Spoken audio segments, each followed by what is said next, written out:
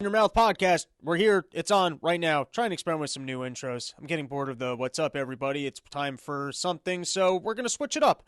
I'm going to invent a totally new intro, something so profound, something so meaningful that right away you're going to know it's time for the podcast. All right, well, before we get into the show, and I do have an incredible episode, and I did start it off with the whole, hey, welcome back, everybody. It's the Run Your Mouth podcast. We got a whole episode with Larry Sharpe. Really good episode, but starting to line up some summer dates. Corona's over. The governor's decided we don't need to pretend like there's a virus out there anymore. We already got, Trump out of office. We've already got the government to print more money than's ever existed. We've ruined the country. So now we can stop pretending that there's some horrible virus that's going to ruin the country because we already ruined it. That's what we were trying to do. And that's why I got Larry Sharpe on because, he's actually knows stuff, and there's a lot of Cuomo stuff, so it's a whole governor talk, so stick around for the governor talk, but some dates coming up. Firstly, going to be at Childerberg. Dude, I am so excited for that. I pussed out last year, 100% on me. Sadly, I was in my parents' house, so I couldn't leave amidst the coronavirus, but I was so excited, not only to see Texas, which I've never seen, but to be introduced to the Texas lifestyle by the good people of Childerberg. So make sure to come out to that. That is going to be May 29th. We're going to be doing a stand-up show that evening with a nice bonfire setting. Kyle will be with me. It's going to be a good time. You guys know Kyle from Steamboat Comedy. And then the other one is we just booked Pork Fest, which is going to be June 24th. Going to be doing a live Part of the Problem and also a stand-up show. That was an absolute blast when we did it 2 years ago. Also had a ton of fun when I did my end-of-year thing up at one of their clubhouses of the Free State Project people. So definitely pick up your tickets. Early bird special, only $30.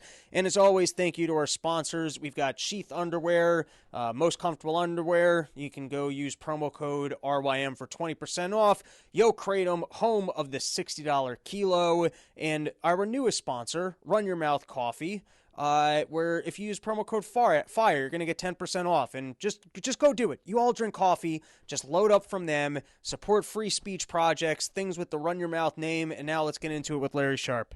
What is up, everybody? Welcome back to another episode of the Run Your Mouth podcast. I'm thrilled to have Larry Sharpe on this week because there's so much governor talk. There's all this budget nonsense that's going on. There's some stuff that I actually really want to get the inside scoop on. And so, Larry, thank you so much for joining me tonight. I am happy to be here. Thank you for inviting me. Yes, let's talk governor stuff. I'm in. All right. Well, right off the bat, you just had a big victory this week against Cuomo on behalf of Stand Up New York. So let's take a glory run here. Let's bask in the fact that we had a victory. And why don't you tell the audience about what you were able to do there? Well, no, I completely agree. It's a great thing that we did. Look, I have literally on my podcast, I try to have comics on all the time, right? I had you on, right? I try to have comics on all the time. I try to support the comics of New York City for several reasons. One, because, they're getting hammered, with venues being closed, right? It's killing them. And we could use some comedy to heal this city. So I'd like that to happen. Plus, culture matters, right? Culture matters to include comedy. And lastly, comics are the last bastion of anti-PC culture. Without comics, no one can say anything. Comics are the only ones who can break the PC world. So I'm a big fan. And when I saw that Donnie Zoldan, the owner of Stand Up New York, when I realized, he just can't open anymore. He was literally doing shows. Steel. God bless what he did. That yes. Just innovating from the beginning. Absolutely. That running shows, firstly in the park was awesome. Then he did it in the subway. The one train, brother. The one train.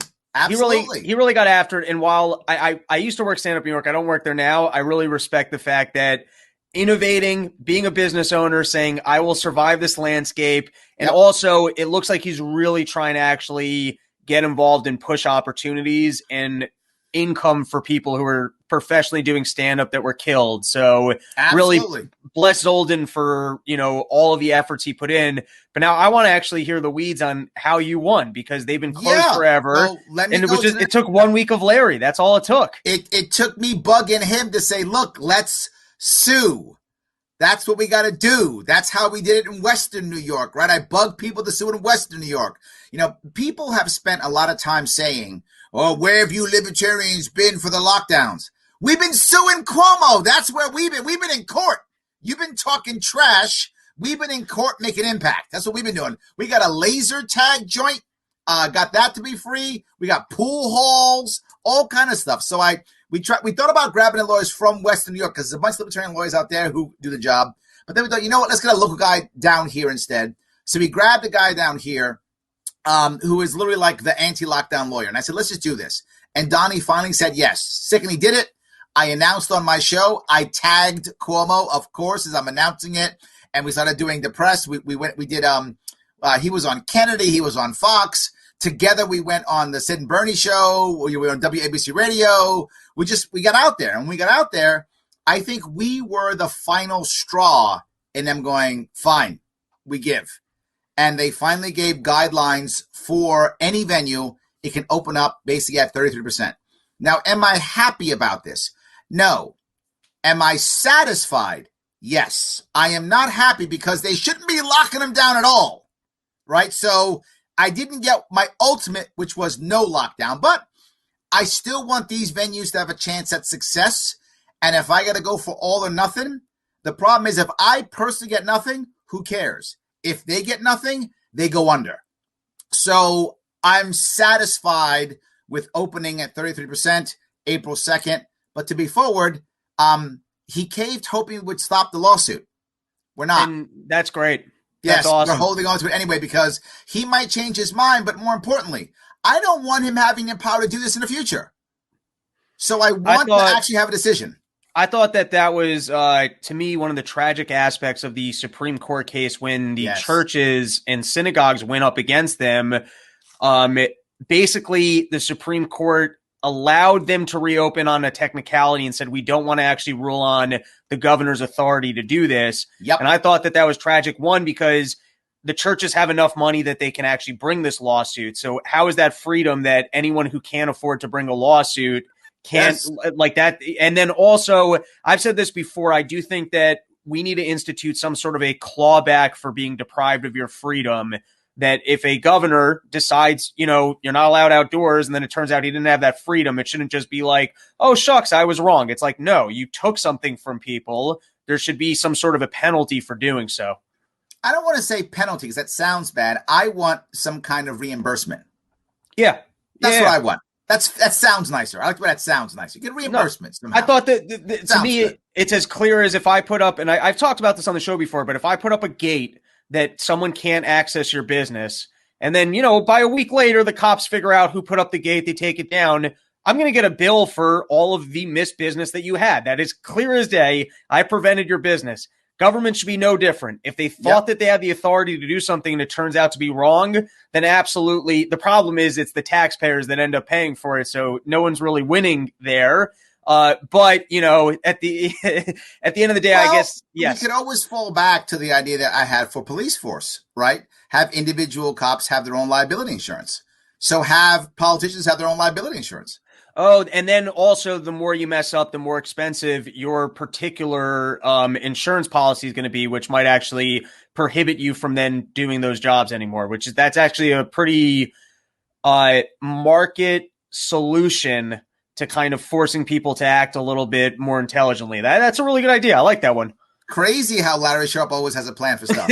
I know, nuts, but he tends to have that. He does. And he's super cool when he talks in third person like this. That makes him cooler. So, yes. He had a quick and swift victory against Cuomo in terms of getting the clubs reopened. Cuomo's having a rough year here. Well, we have another one coming. Okay. We have another one coming. We're now trying to get the nightlife. Right now, the nightlife venues have to close before 11 p.m. So we're doing another lawsuit. Anybody who cares, if you happen to have a nightlife club that you want to step open till 2 or 4 a.m. in the morning, if you want to do that, you can absolutely. Just if you would send an email to PR@Sharpeway, PR@Sharpeway, and let me know, and I'll get you to the right guy. We have another lawyer we want to use. We'll push this right through. That's great. And I'm hoping for another Larry Sharpe run. So this is going to be you're really going to be able to come front and forward and say, hey, I tried to fight for your businesses against Cuomo. So I think that this is firstly, I think you're doing something really good for people, but I also think it's going to make for a great strategy, which brings me to my next question. Cuomo's having a rough year here. He is. It started off with the nursing home scandal, and now it's moved into these sexual harassment claims. Yep. Before we get into the specifics of both, just big picture, do you think he's going to survive this? Yes, absolutely. I have no doubt. I could be wrong. I shouldn't say I have no doubt. That's hyperbole. He is a savvy, ruthless politician. And I talked about his apology, that he did in his press conference, his news conference.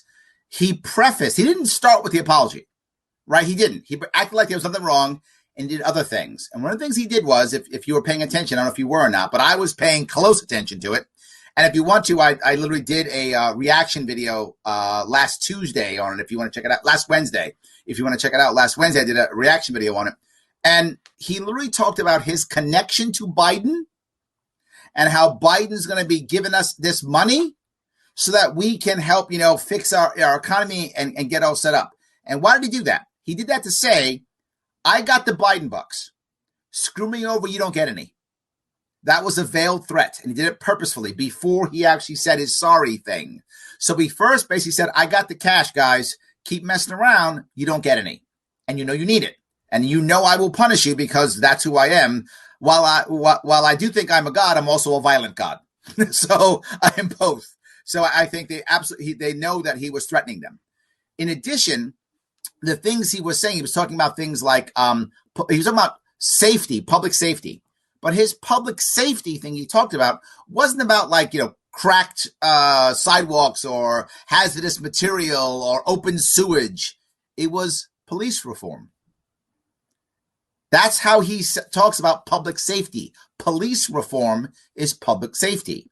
That's code word to the far left part of the party, saying not only do I have Biden, the establishment, in my pocket, but also I'm giving you something far left. Leave me alone. Then he said he was sorry.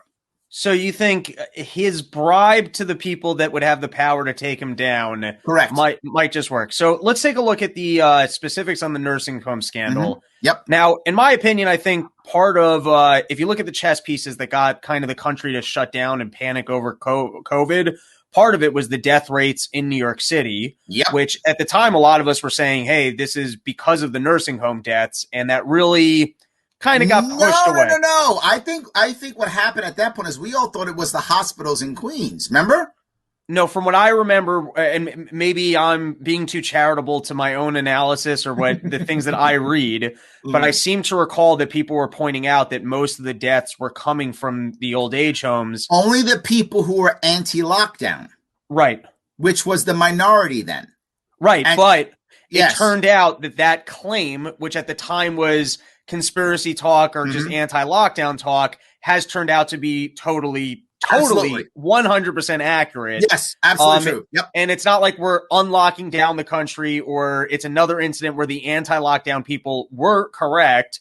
And it seems like what Cuomo did, firstly, definitely resulted in the deaths of old people that would not. Thousands. Yes. So why don't you actually tell us some of the specifics of just how bad of a scandal it was and, how much death he's responsible for? Well, it's so bad that there are a group of people who actually believe that the harassment charges are actually distraction.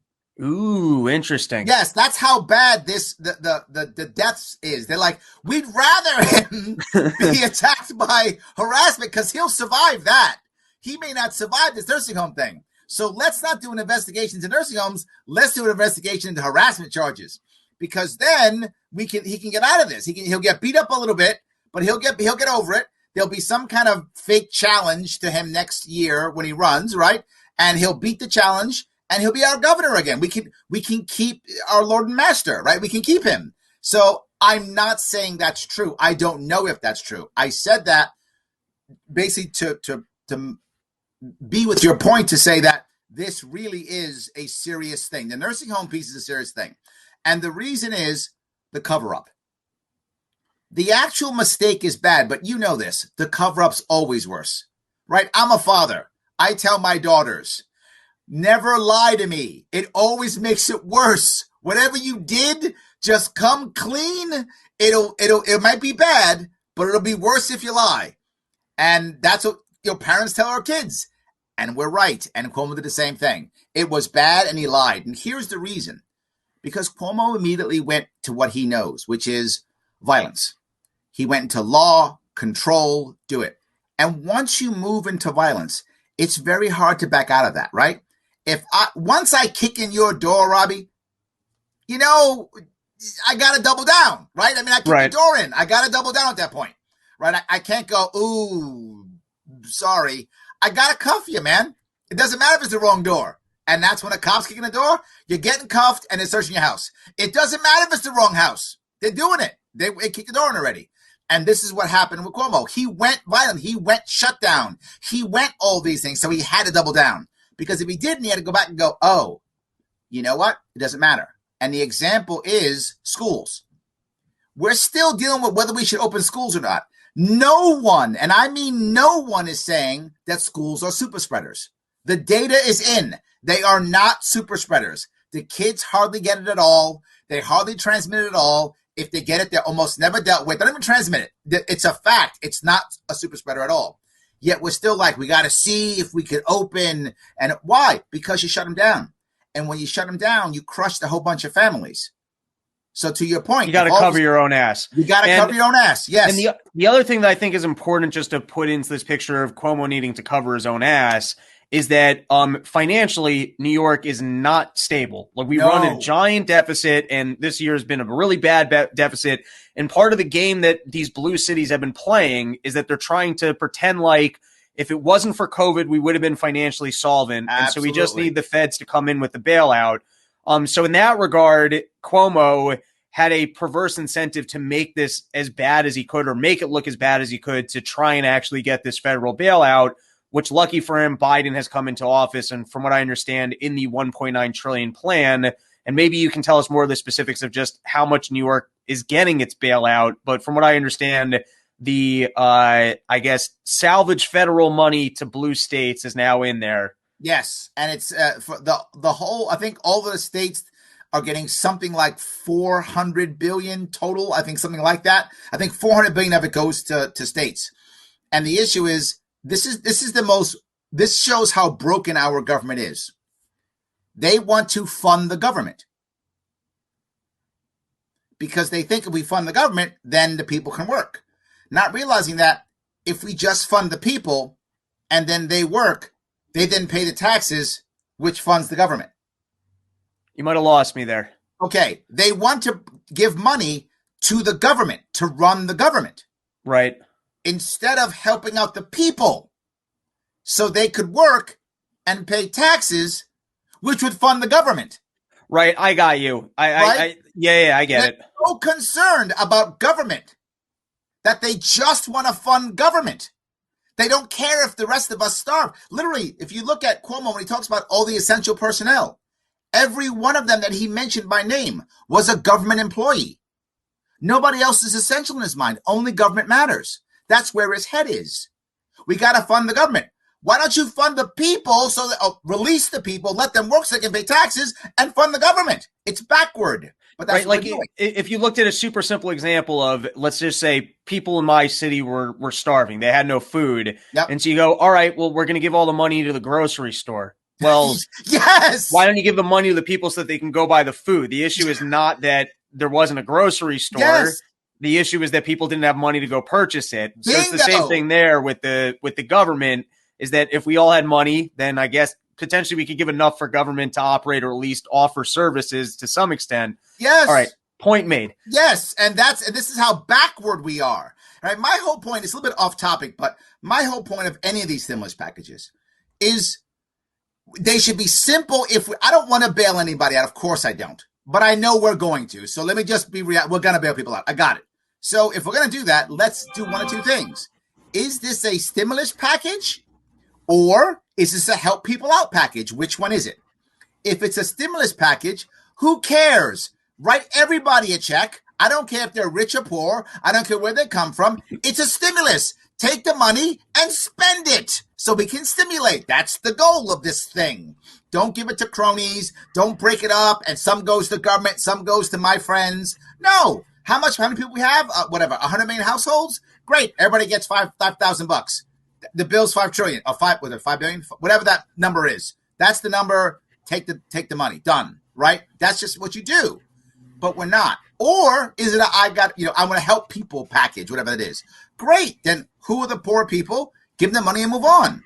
This whole idea of bailing out cronies, putting money into government, it makes the bailout worse. I already don't like the bailout. Now you've made it even worse. It's like a crap sandwich with more crap on it. Like, I've already got a crap sandwich. You don't got to add crap on top, right? It's just a crap sandwich. It's bad. All right. So anyway, I'm sorry. You got me all fired up, Robbie. So let's talk about the sexual harassment claims for a second. Yep. Now, I was thinking about that. You look at the court of public opinion, and I see it from two different perspectives. One is I kind of look at the world through a judge lest you be judged eyes. 100%. That comes from my religious background, that we were somewhat taught if you're judgmental, God's going to be judgmental towards you. And I just feel like we've all made mistakes in our life. It's not for me to judge other people, right? But then the other side of that is sometimes people are so powerful that the system doesn't actually correct for things that are supposed to be corrected. And so the court of public opinion is almost a free marketplace where people can show, like, we can bypass the court, which is corrupt, and go, hey, look, court of public opinion, here's this horrible thing that happens. So you kind of have these two different values that are competing of. Now, what's interesting about the Cuomo case, in my opinion, it's like, if things are criminal, right, then I'd rather the guy go down for something that's actually criminal. Yes. When I look at these sexual harassment claims, while obviously no one should have to deal with sexual harassment in no capacity, but when I actually look at these claims, I've had bad jobs and I've had bosses that are jerks. And to me, this falls more into the category of a dude that's a jerk than it does someone saying, like, sexual harassment should be. Let me touch a couple of these if I could. The first thing is I want to quickly go back. I got all way off topic because I got all fired up. I want to just quickly deal with the nursing home. The issue, what happened was it was misreported. And when people thought it was misreported, he refused to give them real numbers. That's the issue. So our assembly actually did something in New York State. They almost never do, but actually did something. And they said, hey, wait a minute. This looks fishy. Let's see the numbers. And he blew them off. And his words were, we paused that. That's his words. And I thought to myself, oh, so if the government asks me for stuff, I can just pause it? That's amazing. I'm going to pause my taxes for 30 years. How about that? That's what I'm going to do. I'm not paying them. I'm just pausing them. That's his words. So he paused it. That's the biggest issue. He didn't actually give what he wanted. And then his assistant or a staff member, by mistake, said, yeah, we paused it because we were scared. She said that, and people she actually heard said that. I didn't want a federal investigation, That's so we exactly lied about right. the numbers. Crazy. So if he had just given them the numbers, this wouldn't have been that big of a deal. But he didn't, because he knew it was a problem. And that's the issue. That is the crux of it, is that he then didn't give the data he was supposed to give, and it had to come out in an investigation by Letitia James, our AG. If it didn't come out there, and if he just given it, this is not that big of a scandal, he'd have got past it. He would have got past it. But it's always a cover-up, and that's going to get him right there. That's the hardest part. But here's the other part. Other people also knew and didn't say anything.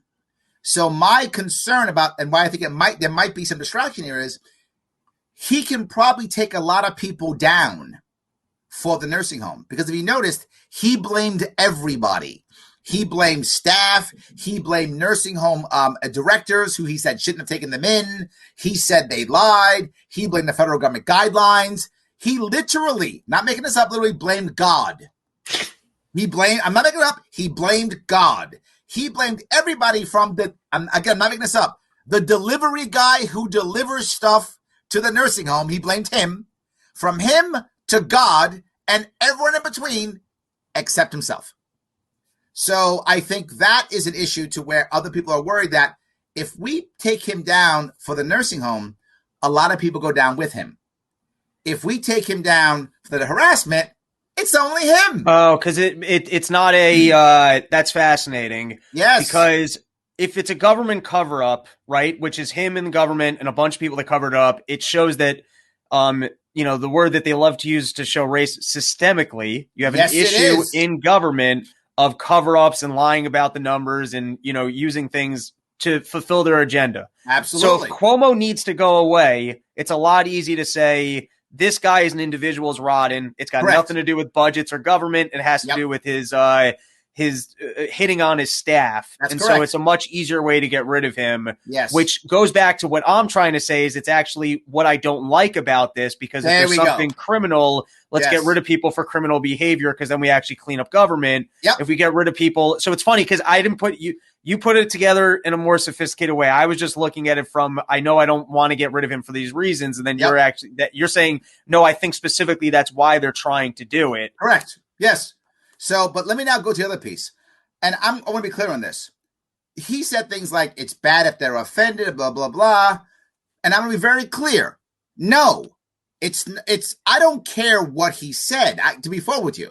If he wants to be in someone's wedding and he's hanging out with somebody and he goes, hey, sweetheart, you want to go play some strip poker or whatever? I've said terrible, cheesy things trying to pick up chicks before. It's fine. And I failed and I've succeeded and whatever. If he wants to go pick up some woman someplace and use some cheesy line, fine. I don't care. Whatever he wants to do. Well, hey, I'm the governor and I'm cool. Whatever. I don't care. That's fine. If she gets offended by that, as long as she's just somebody at a bar or a club or a wedding or whatever, so what? She can tell him to go take a hike, or she can go play strip poker if she wants to. I don't care. Whatever's her thing. My issue is, he said it to staff. That's a problem. And the reason why it's a problem is it's a power dynamic, right? If he's hanging out and trying to pick somebody up in a club or a bar, there's no power dynamic. The woman tells him to go take a hike, or she likes him and she goes out and hangs out, whatever. It's fine, whatever. You can be offended. I don't care if you're offended. I don't care if women were offended. That's the piece I want to make sure we're clear on. I don't care if they're offended. I care if there was a power dynamic and they felt that if they didn't do what he said, they either couldn't get promoted or would lose their job or would be blacklisted in the government or any of those things. And I believe that might have been true. That is my concern. When it comes to the third person, she didn't work for him. I don't have a problem with him saying stuff. I don't have a problem with saying, hey, you want to kiss me? I don't care. My problem is he touched her. Yeah, that was the creepiest part of it, was the hands on the face. That's correct. If some guy wants to walk up and say, hey, baby, give me a kiss, tell him to go take a hike. That's not a crime. That's some guy being a jerk. Move on. But if he touches you, I got a problem with that, right? That's the problem. The touchy part for number 3 bothers me. And for numbers 1 and 2, you can go pick up chicks if you want to, man. You're the governor. I'm sure, you can do what you can get women. Why are you hitting on your staff? So that's the wrong spot. And the next thing I'll go to is Spitzer. Right. Spitzer got in trouble too. But Spitzer was better. He paid a woman. There was consent. He was like, hey, can you come to New York and do these funky things? She was like, yeah, that's going to cost you X dollars. I guess he did his credit card or whatever he did, and life is good. So Spitzer's better than Cuomo. To look at the Cuomo cases, so this is interesting. You and I are in agreement this is the wrong thing for him to go down for. Agreed. So now let's just kind of look at the sexual harassment claims. So, okay, it's easy to... I agree with you that you should not do these things, and it's creepy. All 3 cases, creepy, right? Yep. I do, however, think that unless there's a really implied threat of you cannot have this job, like this job, it is not that dissimilar to me than when a boss is just being a fucking dick. Like if a boss screams at you, hey, fuck you, fuckface, go out there and get me my fucking coffee, or throws papers in your whatever abusive bullshit that your boss does, which sucks and you have to deal with. I do. And this is where it kind of comes, court of public opinion, I'm a bigger fan of, that doesn't need to be in the newspaper. The guy's a jerk off and you should probably go find a different job or make demands. But there are cultural issues that I think we have to accept to be true, right? If you're a woman, there are simply cultural issues that you deal with, that you are often less than in people's eyes. You are often objectified, right? And not Chris Rock. I'm such a goddamn racist. I actually said Chris Rock. No, I meant Dave Chappelle. I shouldn't even say that. But yeah, Dave Chappelle, he told a story once on one of his talking about this issue. He said he was doing a job, a gig for some guys who were big drug dealers. At the end of it, they gave him cash, 20 grand. He put 20 grand in his pocket, cash in his backpack, and got in the subway and went home. And as in the subway or whatever it was, train, he's like scared. He's like, my God, I got 20 grand in my freaking bag. Like I'm a target. Like, oh my God, I'm a target. Somebody could grab me and take my 20 grand, beat me up, kill me for 20 grand. And he said, I can't imagine being a woman who has, her own goodies that men would beat her and kill her to take. Now, I'm not saying that every woman feels the way. I'm not. I'm just saying it's different. And there are cultural issues that women do deal with. So when some guy says to you, Robbie, hey, asshole, get my coffee, he just doesn't like you. It's a power dynamic that you go, and you can look right back at him and go, boss, hey, I have an idea. Go fuck yourself. You can do that. Women don't do that. Our culture don't do it. Women take it. And it's cultural what they do. And also what they feel is if they don't, if I tell you to go get my goddamn coffee, you might often punch me. We might have a fist fight. And you're not going to be afraid of that. Neither am I. That's what men do. Is a woman gonna? No. She has no defense. She has no defense against this at all. So it is a different emotion, a different feeling, different culturally. It isn't the same. And not just that. When I say, get my fucking coffee, I'm not saying, hey, Robbie, let's go behind the area and let me do you. I'm not saying that. I'm not saying play strip poker with me. I'm not trying to take away your masculinity or your power. I'm just calling you a name because I'm pissed off. But when the guy says to her, hey, let's go play strip poker, when he would never say it to me or you. He wouldn't say that to you or me, but he'll say it to her. And she knows why he's saying it to her. Because he can.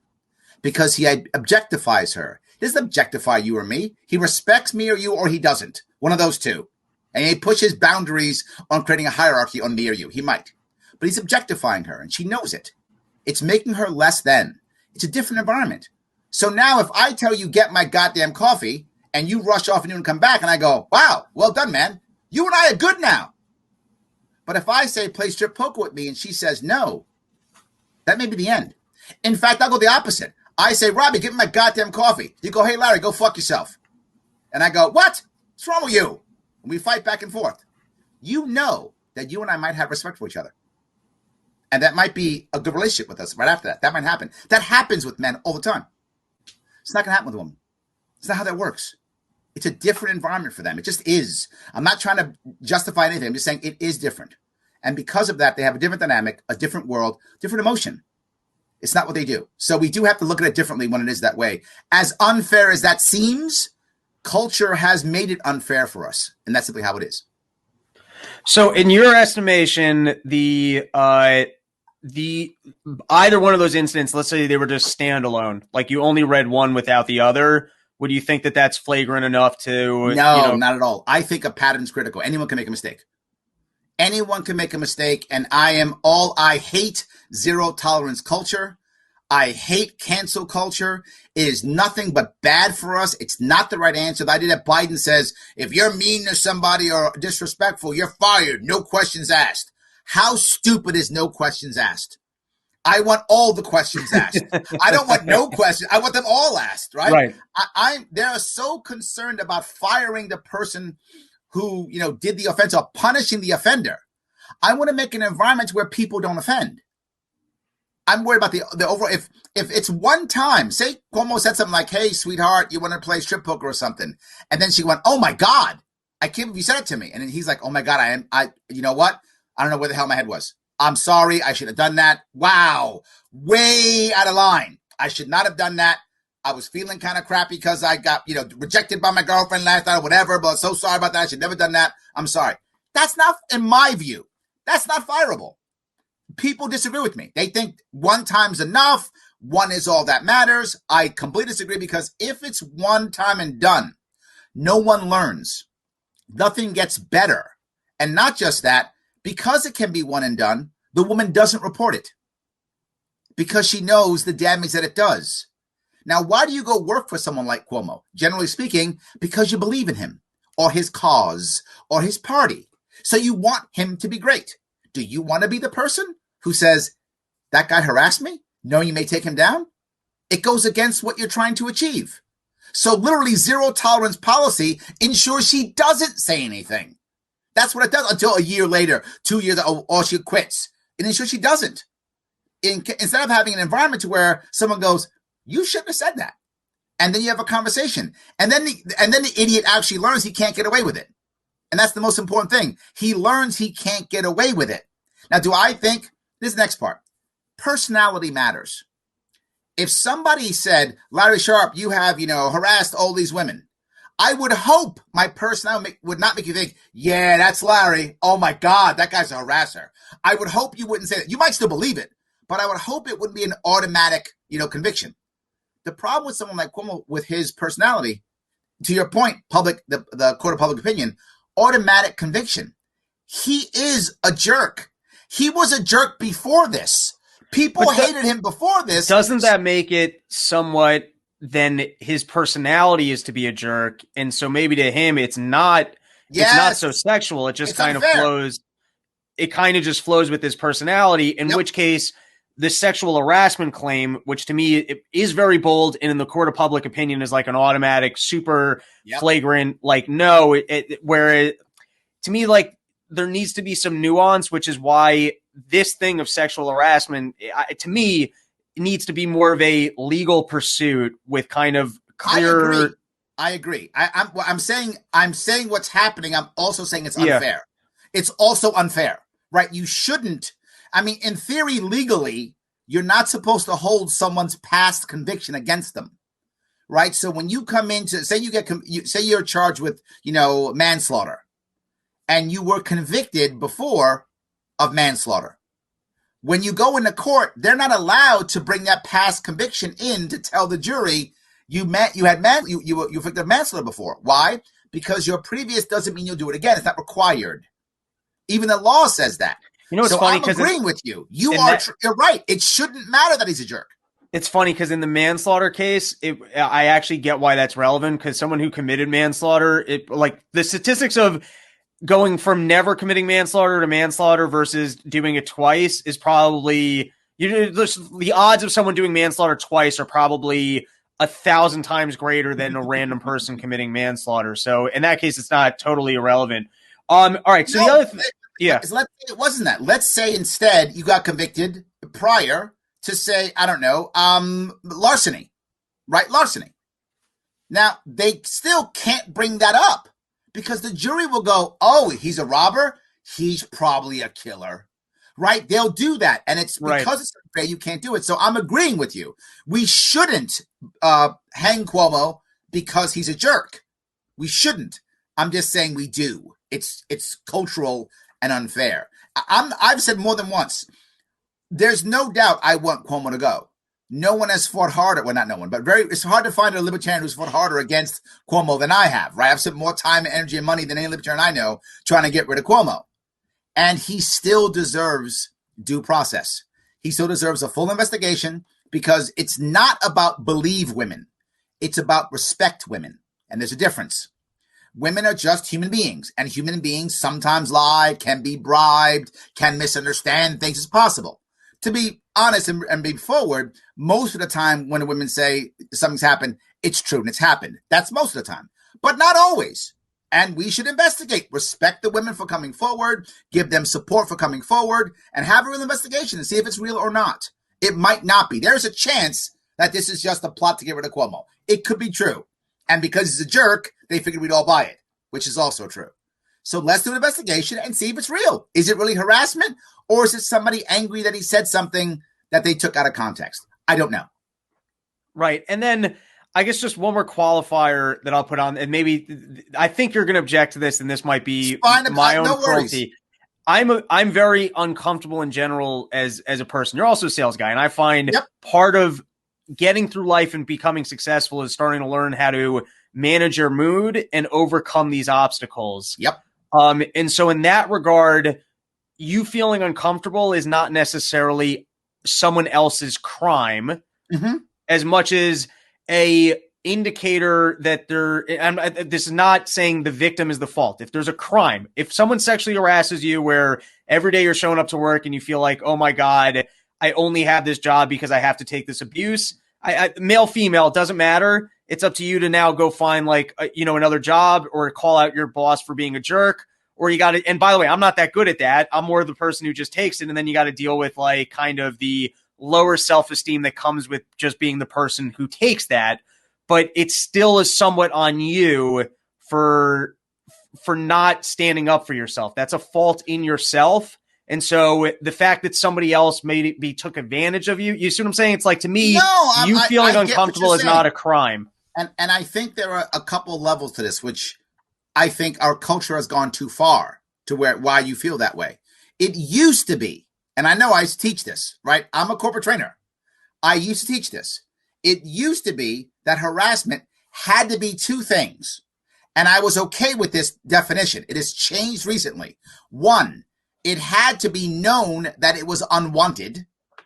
And two, it had to be more than once, which to me is fair. Which means that you get basically one warning of the person saying, one warning. Hey, we got a professional relationship here, and I don't want that. And now it's been classified as being unwanted. Correct. And then after that, but I to the woman's favor, I'd put the qualifier on that. Well, I guess it can be established as being unwanted if even in that moment they say no, and then you continue to proceed. Now it's already been established as being clearly unwanted.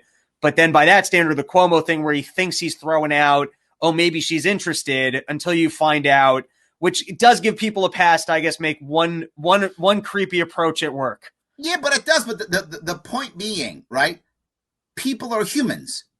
People meet each other at work, and then they want to date each other. That happens. You can't stop that, right? Someone's going to think somebody else is attractive or hot or funny or sexy or whatever that turns them on, and they're going to try to ask them out or do something. That's going to happen. So now we've changed it. Now the rule is one time and you're out. And it's gone too far, which is why you're saying what you're saying. And with that, I agree. I think one time and you're out is completely wrong, a terrible idea. It makes things horrible. And now what you're finding is small businesses will not hire women. That's what's happening. Because if there's a single complaint, they can't even do due diligence, and they have to fire somebody. Yes. So because it's not a... Oh, no. Not only can they fire somebody, but they get sued. Right. And so it's a liability. Finished. It's a liability. Done. Yes. Yeah. So small businesses are now saying, I'm not hiring a woman. Now, there has been, the market will love this, there has been a positive sign to that, which is a whole lot more women entrepreneurs. Oh, interesting. So there has been, particularly women of color, massive increase in entrepreneurs. Because, and I'm going to say this, I'm saying what the small business market sees. I'm not saying what I believe. A lot of the small business market sees a woman of color as a lawsuit waiting to happen. So they get afraid and they don't want to hire. So what are women doing now? Women of color starting their own businesses. That has been the backlash. Now, am I happy that there's more female entrepreneurs? I am. Am I happy for the reason? No, that's a terrible reason for that to happen. I don't like that. But the problem is, it isn't that the individual small business owner is racist or sexist. That's not it. They're afraid because they know the government's going to hammer them. They're going to go to court to pay $50,000 and they can't pay their rent. They're done. One case and their business is closed. And advisors will tell them, don't you dare hire a woman of color. Literally tell them to their face, don't you dare do it. Don't you do it. No. Because you're going to be finished. And I know that's totally wrong and horrible. I'm saying that's a backlash. All right. Right? So but let me just go to one little bit back to it. I'm agreeing with you that on that issue. However, again, I'll say it again. If a male is doing that in a power dynamic issue is the key. For example, say I'm in the mailroom. And I think the vice president of sales is hot. So I come out of the mailroom and I'm making like, I don't know, $15 an hour, whatever's the thing right now. She's making 6 figures a year. And I say, hey, Jessica, want to play strip poker? Is that harassment? Sadly, today it is. And it shouldn't be. There is no power dynamic. She can fire me. I don't have any control over her. She can say, hey, Sharpe, back in the mailroom, idiot, get away from me. Done. In my personal opinion, that's not harassment. I was bigger than my britches and thought I could date the vice president because I thought I was cool. Clearly, I was not. And she turns me away, rebusts me, and says, go back into the mailroom. in my view, my opinion, that's not harassment. There's no power dynamic. I don't control Also, her. it's Nothing. because there was no threat there, that you didn't do anything violent and there was no Absolutely. threat for her job. And it's as simple as she can tell you, hey, that's inappropriate. And if you do it again, I'll fire you. And then if you do it again, you're fired. So Yes. it's kind of easily rectified. All right. So, and that's how the laws used to be. We have changed our laws in states like New York and California, and New York City in particular, to make it to where hiring people is a problem. Particularly for small businesses. I'm going to throw this qualifier in that usually it's myself talking to other comics, and so we don't have to take all that much accountability for what we're putting forward. So I'm going to put the qualifier. This is me exploring my thoughts on this out loud. I'm not saying that I have policy or a clear picture when it comes to what should or should not be sexual harassment. And obviously women should be able to work and feel comfortable in a work spot. Sure. I think more what we're talking to, at least, or what I'm trying to have the conversation on, is really the philosophy on what we view as being the court of public opinion, dealing with issues versus kind of having clear cut laws. And so just the next, unless you had anything last on there, because I don't want you to run to governor. You're about to take down Cuomo and they play you on the Robbie the Fire podcast. No. I am not unhappy with anything I said. I said what I think is true in my own mind. I didn't say what the law was, when it comes to that. I gave my opinion on what I think it should be, and I stand by it, right? I don't mind at all. I stand by and I didn't say that I think you shouldn't hire women of color. I do. Right. I don't think I'm telling you what the small business market is perpetuating, the fear that's coming out because of this. And I think it would be better if we just went back to the old ways of more than once and let the guy know you're not interested. Right. Fine. They somewhat ruined their story. I don't know if you saw a New York Post put out that like they were trying to say that Cuomo was being creepy over this like sausage eating thing where he's sitting in front of his own daughter. And that's just a guy with not the world's greatest sense of humor. There's nothing sexual harassment about that incident. And then you start looking and you're like, all right, well, these other ones, are they also just kind of putting forward something that's not that big of a deal and they're making a news story out of? But that's the problem with the court of public opinion is, are you highlighting non-issues that maybe someone wasn't even that offended by at that moment, but now they're looking for a news story. And so they're kind of dressing it up. Well, I think you have a valid point, and that's one of the reasons why he said, I do this all the time. That's why he said that. He said, I hug men, women, I kiss men, women. It's what I do. My father did it. He said that because he wants you, exactly to your point. He's like, I'm not harassing anybody. Then I harass everybody. Then how's that harassment then? That's his whole point. He's like, I'm just an old Italian guy and we're creeps. And I get that that's why, 20-year-olds would be weirded out by me. Yep. So there was a New Jersey article the other week, and we already started getting into state budget issues a little bit. Yep. New York, I know they pull this great scam some of the scams I know exist are one, I think sometimes they assume that there's going to be like 8% growth on an investments, and that doesn't exist anywhere. Those bond rates don't exist. The other one is they like liabilities, like pension liabilities. A lot of that stuff that's coming due is just not on the books as expenses. Yep. Absolutely. And then the big one in New York, I know, is every year they run like whatever the deficit is, and they just kind of roll it over to the next year in a way that doesn't even make sense. Like I can't even explain to you the logic. What they do is they allow for a higher amount of debt. So they say, well, we can borrow. So if we borrow, we can pay for it. Therefore, it's not a deficit. Right. So servicing the debt isn't part of a deficit, if that makes any sense, because you're not delinquent on servicing the debt. Therefore, it's not. It's the budget's balanced. That's BS, but that's how they say it. It doesn't even when you say it's like, I don't even get what the spin is. Like, it just sounds the like spin is this. Look, here's a spin. All right. I have a balance on my credit card of $5,000 and I have to pay a minimum balance. I have to pay a minimum payment of $500 every month. Can I pay the $500? I can. No deficit. Okay. So what do? When I have a deficit of $10,000, I simply borrow another $11,000. Then $1,000 is paid to pay that debt, to service the debt. No deficit. It's confusing. All right. Yes. This is because I'm not behind on my bills. Right. I have more debt, but I'm not behind on my bills. Therefore, no deficit. It's total BS, but that's how they spin it. If I can service my debt, then I'm not behind. Our debt now in New York State is about $400 billion. That's insane. Yes. Yeah, about 400 billion. Depends on how you classify it with our unfunded mandates and such. Who knows? With our liabilities that we have, who knows? But it's That's probably about 400 Russia's billion. GDP. Exactly. Yes. Oh, I want to be clear on something. Florida has more people than we have in New York State. More people. They have half our budget, and they have no state income tax. And in a remarkable move of lack of professionalism, I had to take a bathroom break at this juncture, which means it's a good opportunity for me to cut back in here and, yeah, plug some sponsors. Keep the show running. Try and get the shed reopened with, supplies that will give us internet and, corona-proof us.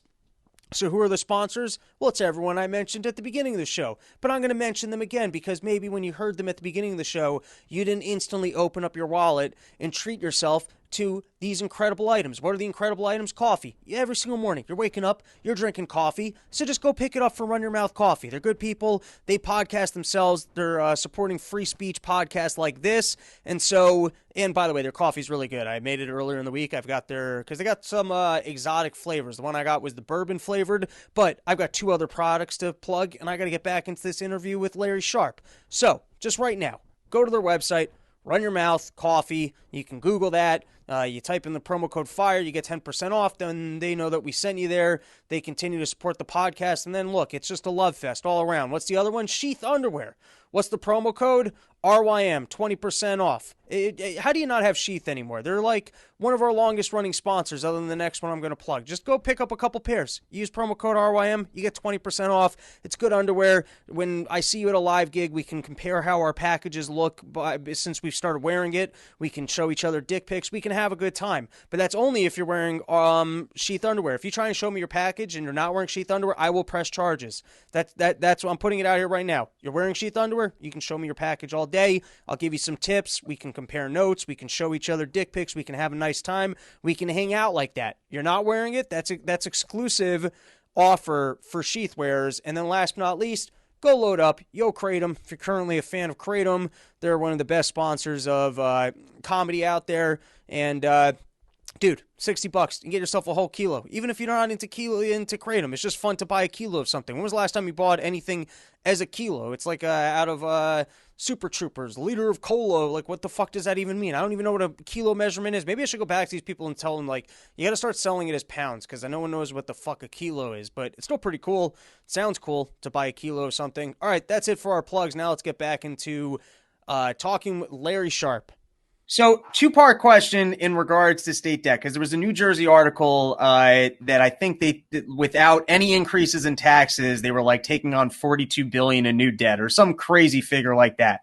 So it's a 2-part question. One is, I'd love to hear what are some of the other budget scams that these people are running to hide debt, and when do you think, like, it's interesting because this year there was a lot of migration from states where it seemed like you were actually seeing these liberal areas get punished for the way that they govern, and people were moving to areas such as Florida, Nashville, Texas, and Arizona.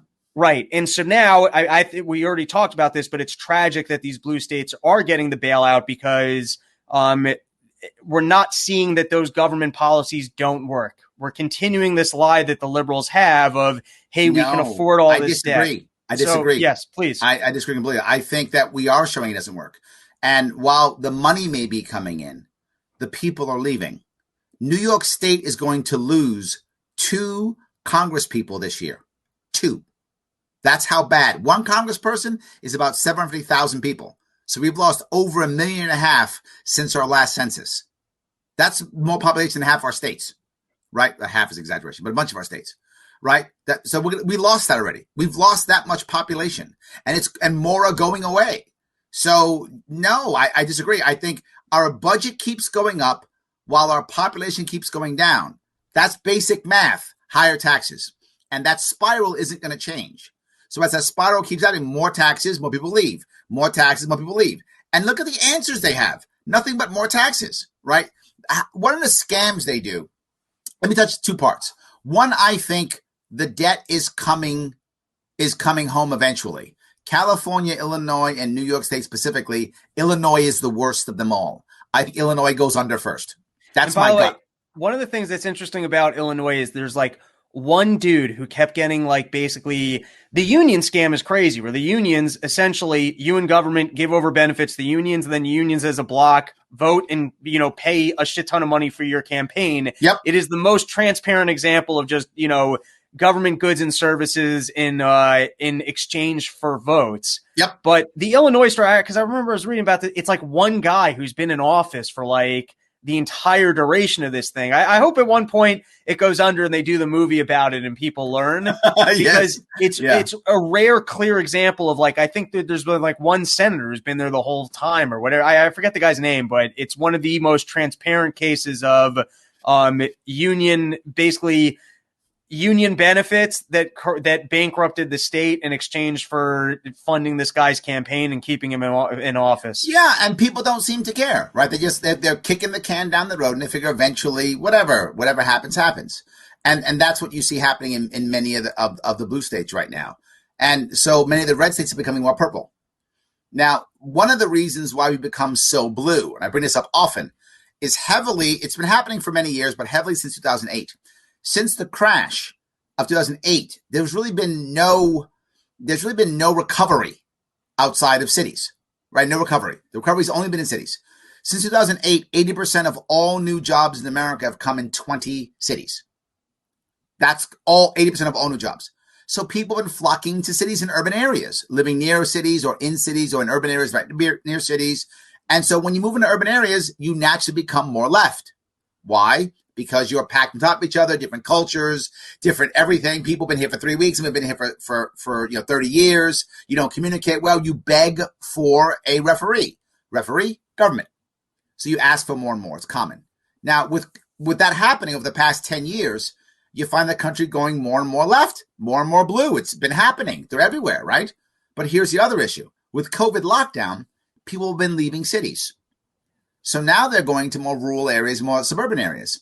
It might start making a pendulum swing back. It's possible. So the fear that all these blue people are going to basically make Texas blue or go to these areas and vote blue, it might actually be that when there's something about the culture of cities that's kind of in making these people kind of live a blue lifestyle and take on those ideas. But perhaps if they are out in the burbs hanging out with Christian conservatives, they might get influenced in that way. Absolutely. See, people would say, Larry, that's not true. All the people going to Texas are making it blue. No, because they're going from San Francisco to Austin. They're going city to city. Right. But when you go from city to country or city to rural, you begin to make a change. So it might happen. I don't know, but the odds are you'll see some people start shifting more towards the right, more towards the center. I think you'll see some of that. It's already happening now. The COVID lockdowns have made a lot more people move towards the right. You saw it in the last election. You see it in minorities. You see people moving more towards the right. You do see that starting to kind of, do that. You also start seeing, as people move out to rural areas, there's a chance for a renaissance in those areas, and cities aren't going to come back to the way they were. There's going to be a change in urban lifestyle. That's going to happen in the coming years. So you talked about ways that they hide money. One of the most important ways they hide money is through assumptions. So they go, well, I believe the federal government is going to give us $15 billion. So I can spend 15. That. Yeah. Done. I count it. Or I say, well, we do unfunded mandates. Well, I know we have to pay another, $10 billion in Medicaid. I'll just put that as a bill to my counties. Done. The counties don't pay. Oh, now we're screwed. Deficit. But they don't care about the deficit. It's just about allocating it to somewhere. Correct. So you can, in other words, they could go, Cuomo could be sitting down. Let's just pretend I was in New York and go, apartment 1C of this building can handle these $3 billion that we got to pay for the whatever. And now it's been allocated that someone's going to pay for it. At the end of the year, when I can't come up with the $3 billion to pay for our health care, it doesn't matter. He just, when he needs to sit down, is go, oh, yeah, that guy in 1C, he got it. I balanced the budget, see? Literally, Cuomo has said he's balanced 10 budgets in a row, yet we have a deficit and debt. How is that possible? How is that possible? Because he's allocated it to Rob Bernstein in 1C. Correct. I hope people don't know my actual building number because that is my unit. Well, no, but Robbie's a heavy hitter. He could probably cover $2 billion out of that. So it's fine. It's fine. Yeah. All right, I'm going to keep you for 10 more minutes. And sometimes I find, and maybe I'm wrong on this, but sometimes like the weirder topics in the news that I'm interested in, but don't have the time to research. Somehow you seem to have the time to research and just have a handle on these things. I have a team that is constantly feeding me info. That's the reality. Really? Yes. My team. Man, that's what I need. Info. I mean, constantly. I get texts, emails. I got a text during this about something. I get texts and emails. There's no way I could know all these things. So my team will look and decide something's important. Then they'll send me stuff for me to look at, read, videos to watch, that kind of stuff. So yeah, there's no way I can do myself. Okay. So this has been in the news now for 2 weeks, and I've not clicked on one because I get more interested in U.S. politics and specifically the financial stuff. That's what excites me. I've not clicked on a single article about the protest or the situation of Myanmar. I don't even know how it's pronounced. Myanmar. It used to be Burma. It is now Myanmar. Can you give me the short on what the hell's going on over there? Because I've not followed this story one bit. Yeah, I'll give you a brief history. Myanmar used to be a British colony. It was called Burma. The British left and did what they always do, with the exception of maybe India. But what they usually do is they said, we're out and we've taught you how to be a brutal dictator. So we're going to leave and put in place one of your own who will be a brutal dictator. So they just left. And that's kind of what happened. And Burma became Myanmar. It moved its capital from Rangoon to another place. I've forgotten the name of their capital now, but it used to be Rangoon. They moved it someplace else, and they were supposed to have a democracy, and they didn't. They had a military junta, and controlled their country for many years. And then a woman, I'm going to get her name wrong, Aung San Suu Kyi, I think is her name, if I pronounced it correctly. She was like a freedom fighter. She wanted democracy and that kind of thing, and she was under house arrest for 15 years. And the reason why the military didn't kill her is because she is almost worshipped in her country. And if they would have killed her, she would have been a martyr. So the military kept it in charge for 15 years and finally said, this is getting a little bit hairy. Let's see if we can let her. We've negotiated with her. She knows we mean business. Well, we'll let her go and take power again. So they did. And this is about, 5 or 6 years ago. I've forgotten exactly how much. So it became a democracy in theory. It was democracy with the government looking over her shoulder. So she was trying to run things the best she could. And the problem is in the southwest part of Myanmar, it borders Bangladesh. Bangladesh is a Muslim country. And there are a lot of people who leave that area. The river there near Dhaka is a delta, and that overfloods constantly, all kind of problems, terrible problems in Bangladesh. And you get refugees. People flood over the border. Happens all the time. Well, the military doesn't like refugees, particularly these damn Muslims. They don't like Muslims. They're not us. So the military literally goes by and murders them. Literally just murders them. Goes in, machine guns them, flamethrower, burn the stuff down. Horrible, horrible stuff. Now, Suu Kyi said how bad it was initially. But then when she was in charge, she realized, I should shut my mouth. I'm not saying anything. And she backed the military. And when she did that, the world went, oh, look at you sell out. And she lost a lot of credibility by saying nothing. And the name of the Muslim people are the Rohingya. I think that's the right name. I may be pronouncing it incorrectly, but I think it's the Rohingya. These are a group of Muslims who are in southwestern Burma. So the military is literally bombing them, burning them out, machine gunning them. Every horrible thing you can imagine. And she's silent. So while she's silent, she's trying to build a majority in her country. And she wins. She wins 80% of the seats in parliament. But she's not a tactician. She's just an activist. So she didn't do the smart thing like people like Erdogan in Turkey do. Erdogan, before he takes over, he makes sure all of his people are in charge in key positions. She didn't do that. She just won and said, see, now I can do what I want. The military said, oh, no. You're now too popular. You might stop us from doing what we want. And they literally just arrested everybody and put her in jail and said, it's a fake election. And they took over the country. So it's a military coup. It's a military coup. It's all it is, military coup. The military was waiting for it in case it got bad. She was super popular. They put her back under house arrest. She's like, so is the now something, and the now leader of that military coup? Is it one of the generals or is it one of interesting? Yeah, one of the generals. He said it's for a year. Yeah, he's hoping until he can find a good dictator to work with. And, bingo! Yeah. Until the Suu Kyi people either die off or leave or have accidents. I'm doing air quotes. Until they have accidents And, that happens. He has to make sure she does not, her death has to seem natural, or literally the country might explode. They love her. The country might explode. So they need to make sure that whatever happens to her is natural, and they'll then say she was their hero, right? They'll do that kind of thing, right? So they'll do that. And that's the hope for them. Next random topic was, and this was in the news, I think it was this past week, that John Durham resigned. And what's interesting about that, and I might have this wrong, but I believe he was the one leading the investigation into what happened, that Trump was investigated for Russia collusion. And that's been one of the things that has been kind of on the table as to whether or not those investigations would be allowed to continue, because the Republicans were pushing for that after the whole Mueller thing fell apart, was kind of investigating whether or not there was basically a deep state attempt to unseat Donald Trump by claiming Russia collusion.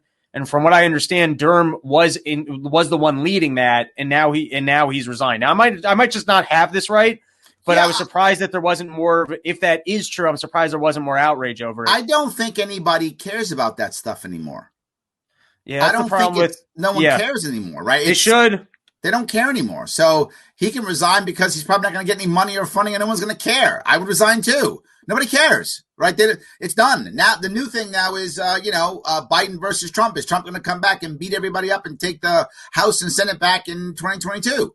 But do I have that right? Do I have that right that Durham was in charge? Or I actually don't remember. I don't care either. So I don't remember. That's funny. All right. Yeah. And then so I don't remember. Last question, not news related. I know you're a career sales guy, as am I. You're insulting me now, aren't you? Go ahead. I'm kidding. No, I'm sorry. That's I'm totally teasing you. I don't think that's totally a diss at all. No, I find I do fine in sales. It's not my passion. I hope not to do it forever. It's just I've ended up in it. Also does not fit my natural disposition, as I'm not an optimist, can-do attitude. I'm also not high self-esteem, and I'm definitely not good at what's the word I'm looking for? I'm not good at the word is eluding me right now. But anyways, I find sometimes at work, and I'm wondering if maybe you have a solution for me, that I have to let things go to a point where I've earned the right to be a jerk. Like, for example, letting someone fall enough behind on a payment that I can finally call them up and go, hey, what the fuck is going on here?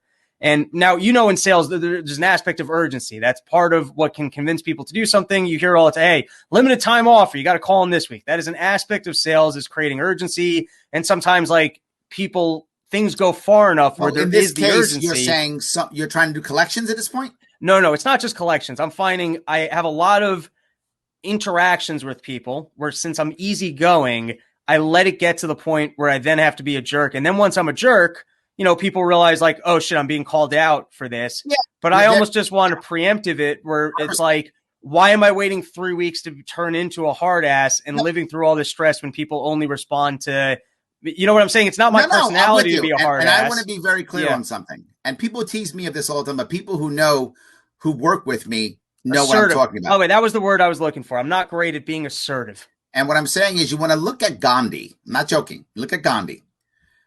People assume that being weak and being nice are the same, and that being strong and being a jerk are the same. They're not. You can be nice and be strong. You can be weak and be a jerk. Gandhi was the epitome of being, strong strong and nice. You can do both. So now, say it's a week into my customers who's going to write me a check. One of the best ways of handling that is not with anger, but with either confusion or disappointment. So now I call you, Robbie, and you haven't done your check you're supposed to give me this week. And I don't want to wait 3 weeks and get mad at you. So instead I go, Rob, I'm confused. You told me you're going to pay me this week. What happened, man? And then you come up with whatever BS excuse you have, which I know is BS, and you and I both know is BS. So all I do is I repeat it again. I get it, man. Your dog got rabies. I'm with you. It's terrible. I hate when that happens. You told me you're going to pay me this week, man. What happened? Well, also, my mom got sick and got COVID. Your mom got COVID. It's terrible. You told me you're going to pay me this week, Robbie. What happened? You see what I just did? Yeah. I was nice and polite, but I basically just said, where's my money, Rob? That's what I said. Right. But I said it nice, really nice. But I said, where's my money, Rob? Where's my money? That's what I said, but nicely. You can be nice and be strong. And that's the issue. The way you do that in your head is by looking down the road. You don't want to win every battle. You want to win the war. So I can lose any individual interaction with you, but I'm going to win the war. And you're going to have to give me some kind of commitment to where my money's coming in. Something. And I'm going to call you then, and I'm going to ask you again. You told me this. Rob, now I'm getting scared, man. It's my second time. You told me you're going to give me some money. You didn't do it. What happened? Oh, no. You told me you want to give me money. What happened? I'm disappointed here. You mad at me? I do something wrong? Robbie, what did I do wrong? What did I do wrong? You told me. I mean, do we have an integrity problem here? Changes everything. Right. I find, I guess other than collections, I'd have to come up with some specific examples, but I guess there's just something funny to me where it's like, it's basically 3 strikes and you're out, where you're nice. And then you're like, what the fuck? And then once you get to what the fuck, people just go, oh yeah, you're right. And then now I'm just started like, well, how do I just cut that off? Maybe I just go right to what the fuck or right up front. Yes, but just nicely. Yes, but nicely. The reason why they don't get upset with the what the fuck at the end is because they know you've been dragging you out for 3 weeks or whatever it is. But if you said that up front, now they're mad at you.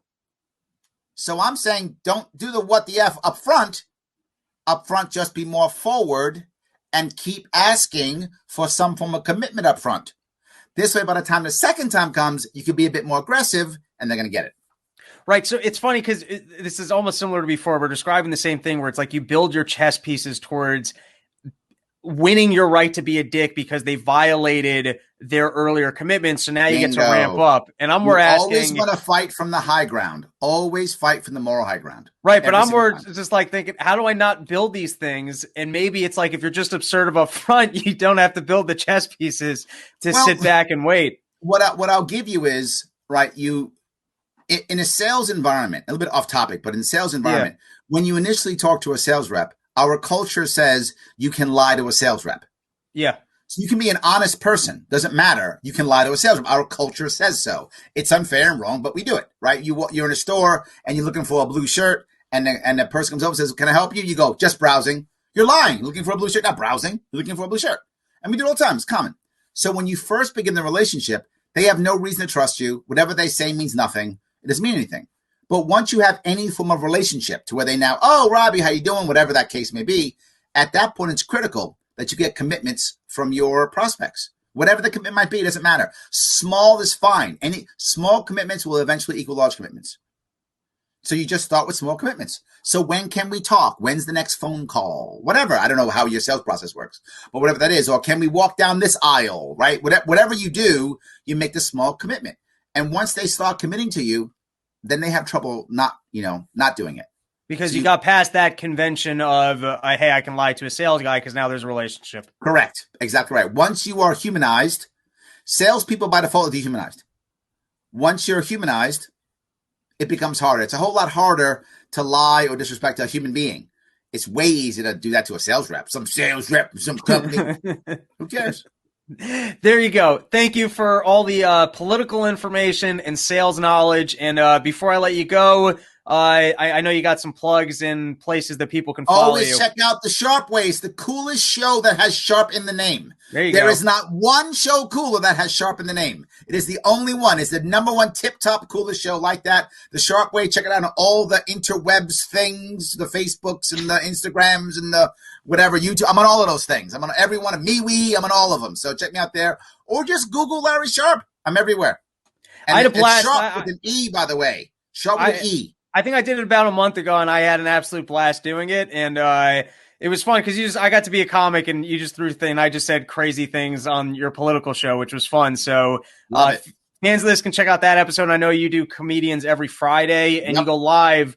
When do you go live? Because people can actually. I try to go live every Monday through Friday, every day, 7 p.m. Eastern. There you go. All right. Thank you so much, Larry. Really appreciate it. Have a good one, brother.